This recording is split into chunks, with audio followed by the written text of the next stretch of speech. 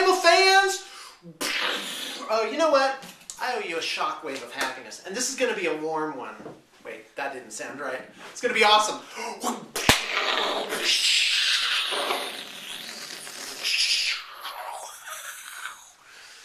Yeah, that went all the way around the globe and back to me. Feel that awesomeness. Hey, hey, Blue Table fans! I'm here with my awesome new friend Trititan. And here, come on in. Come on in. He's going to be famous. I asked him, do you want to be famous? He's like, yeah, I want to be famous. Yeah. Hey! Hey, guys. So this is Tristan. He is from Canada. And he is following me around this week. And I'm teaching him everything I know. Yep. Even how to make bachelor food. Yeah, I've got a few bachelor recipes that will come in handy. So anyway, all right, let's talk about High Elves. So I've got the new High Elf book, and blam.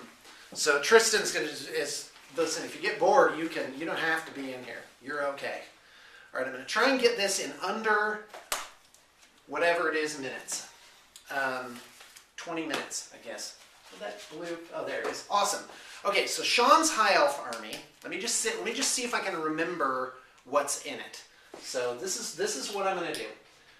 And some of you may remember my course on the basics of building a Warhammer Fantasy army, which is simply this. You get two main blocks.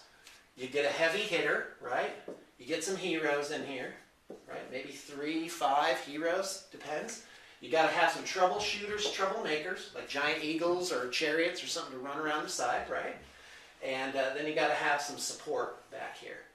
That makes for a pretty well-rounded army. So let's go ahead and take a look. I like 2,500.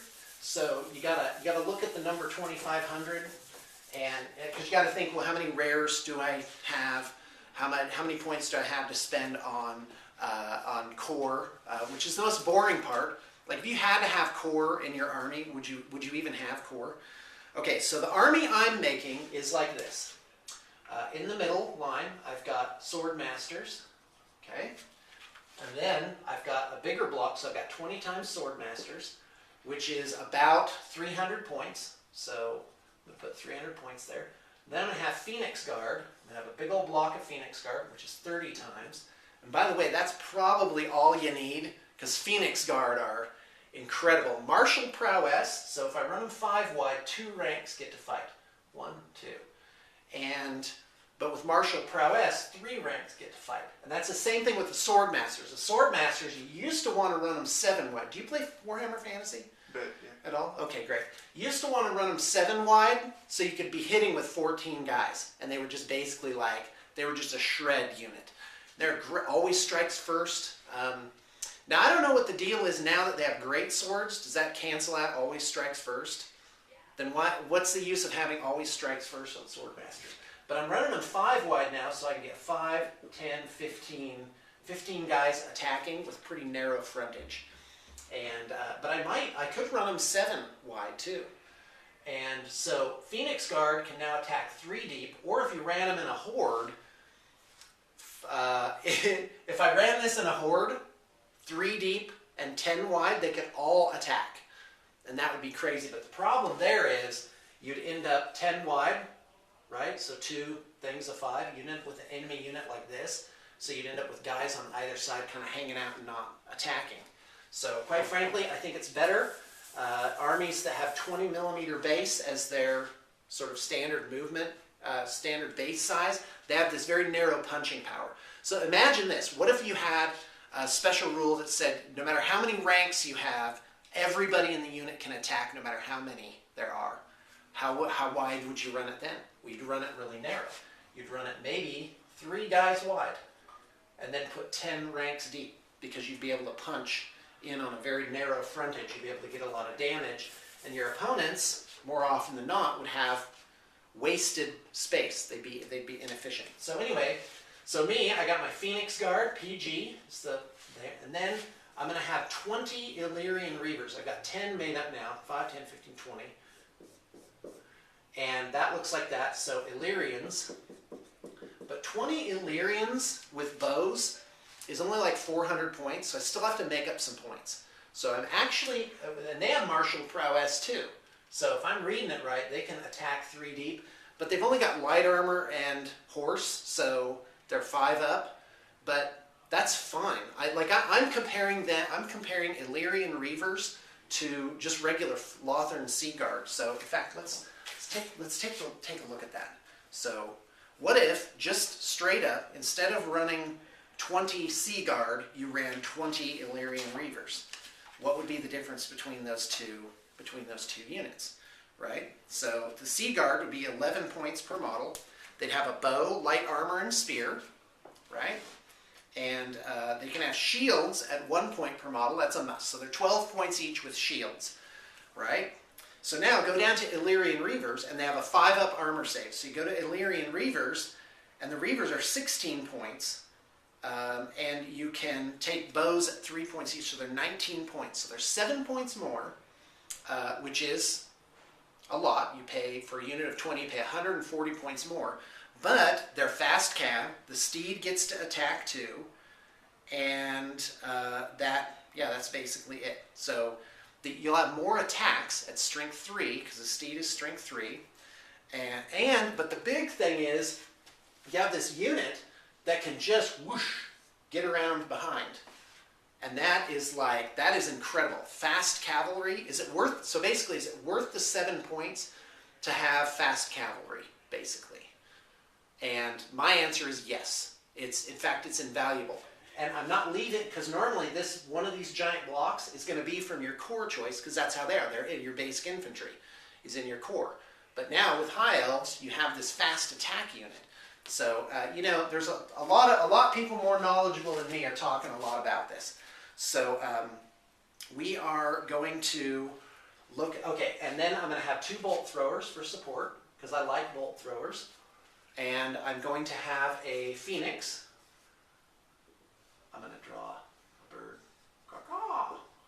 Yeah, there it is. I'm going to have a phoenix, probably the fire one. And I'm going to have a Lothern sky cutter over here, just for kicks. I only have 1 so far. And then I'm going to have some heroes. The Archmage from Isle of Blood. And by the way, you can pick up Illyrian Reavers pretty cheap. I think we've got like 50 of them downstairs. So in fact, I'm going to put that out as a special. Next person wants to commission a High Elf army, I will commit to providing you 20 times Illyrian Reavers at no charge. Just the models. You still have to pony up for assembly and painting, of course. But that's something. So just say, Sean said on this video he would do that, and then the inquiries guys will be like, Sean, did you say that? And then it'll be done. Limit 1. Just one person for that. So, if you're looking at this video a month later, that's probably not there anymore. Okay, so I gotta hurry. So this is my High Elf army, as far as I can remember. I want to add some more sky cutters because those models are cool, and I think I don't have enough troubleshooters. I don't have enough fun things. But this is rock solid. This is rock solid. This is going to be fun at the very least. The Illyrian Reavers. So I may go to 30 Illyrian Reavers and see what that looks like to have this giant block of cavalry. I'm probably going to put like a wizard in there or some kind of hero in the Illyrian Reavers because I do believe they get fast cavalry if they're in with fast cavalry. And that is, you could really give this unit some punch and make it scary and freak your opponent out. Get a hero with the Reaver bow and a potion of strength, as I heard. So he can get like strength 10 shots off. All right, so let's get rid of this. That's the army I'm building, and it's already done, meaning it's already ordered. So I'm just putting it through my own awesome system. I got a painter set aside. All right, so now let's look at a friend of the studio came up with this, a level 4 Archmage with Iron Cross, Dispel Scroll, and Book of Hoeth, 305. Put him in with the Sword Masters, he says.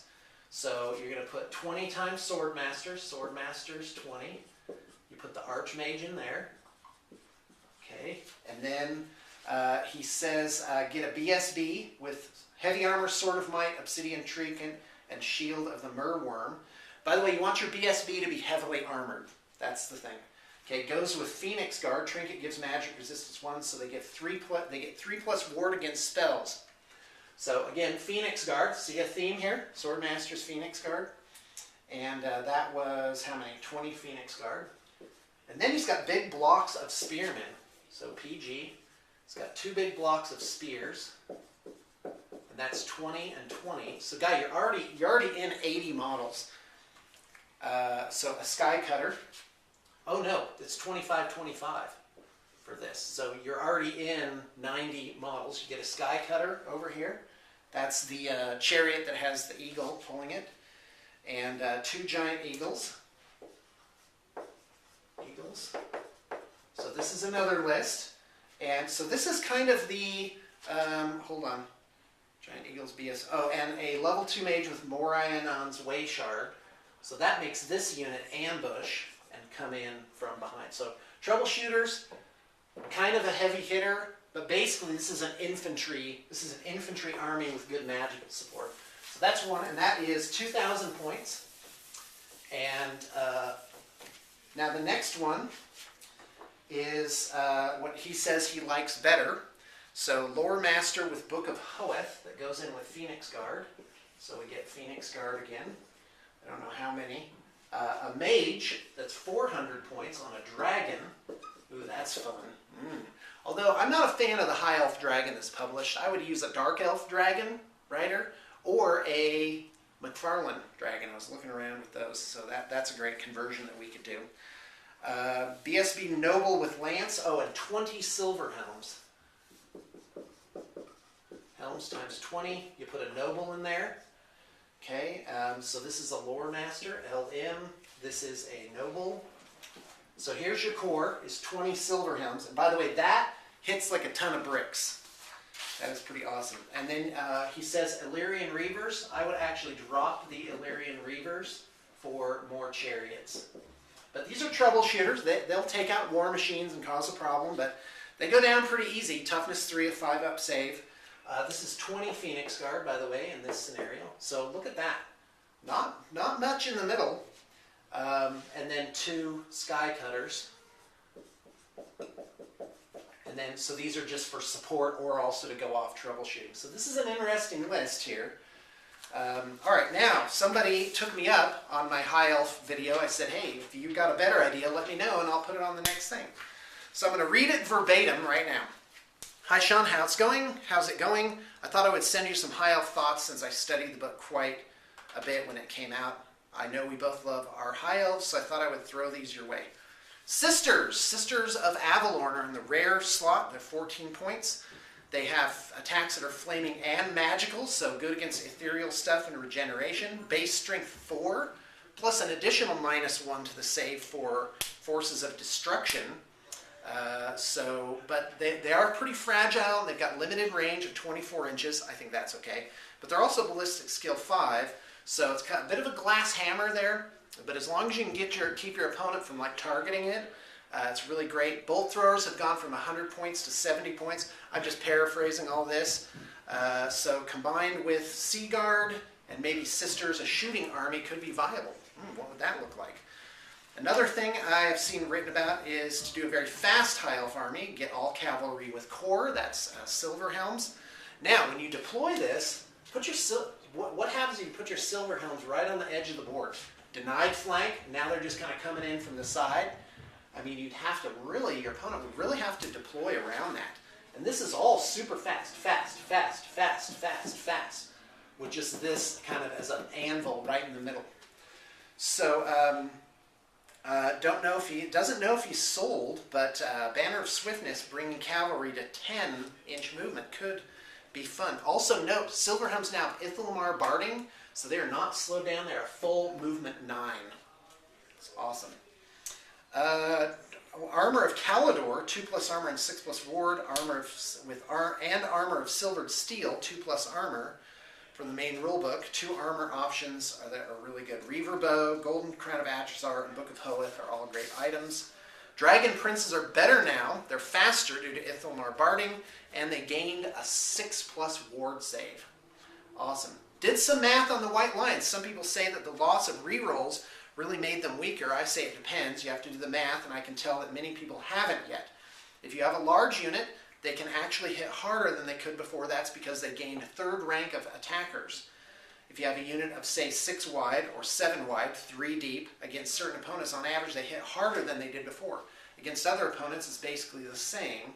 A smaller unit of white lines is indeed worse off than before, but all things considered, for us to get a points reduction actually be more effective in certain situations, that's basically a win. I'm kind of tripping over myself here. I'm trying to get this out because people are coming in for a meeting in here. Sword Masters are probably still weak due to total lack of defense, but again, I'm not 100% sure that they have actually improved due to standard points reduction.